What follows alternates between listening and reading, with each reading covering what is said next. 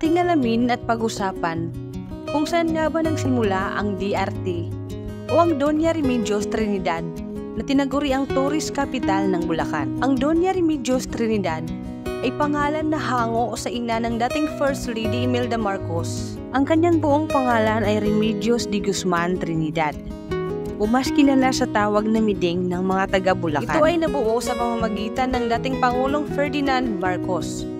Noong September 13, 1977, nag-issue ang Pangulong Marcos ng Presidential Degree na may numerong 1,100,906 na nagsasaad ng paggawa ng munisipalidad o Municipality of Doña Remedios Trinidad. Ang Doña Remedios Trinidad ay binuo ng 7 barangay na nagmula sa bayan ng Angat, Norsagaray at San Miguel.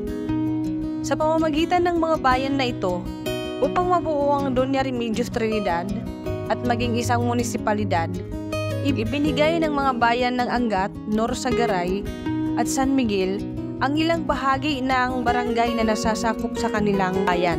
Ang Pulong Sampaloc at Kamatsili ay bahaging parte ng Angat.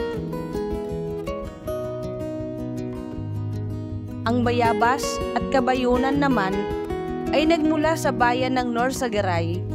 Ang Talbak, Kamatsin at Kalawakan naman ay ang ibinigay na bahagi ng San Miguel. Ang munisipyo ng DRT ay may lawak ng lupain na 932.96 square kilometers or 360.22 square miles na bumubuo sa 33.52% kabuuan ng lawak ng Bulacan. Ayon sa 2020 census, ito ay may populasyon na 28,656. Bakit nga ba dinarayo ang DRT? Simply dahil ito ay malapit sa Maynila, malapit sa Quezon City.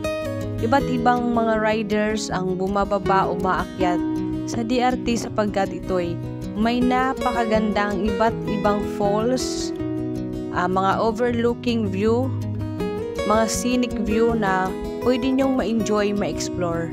Nandito ang kalsada na pwedeng may pag-bankingan ng mga riders. Nandito yung mga magagandang tanawin na pwedeng-pwede kayong mag-hiking dito, mag-campsite, maligo sa iba't ibang falls, at higit sa lahat, i-explore ang beauty ng nature at mag-unwind, mag-refresh sa pamamagitan ng nature.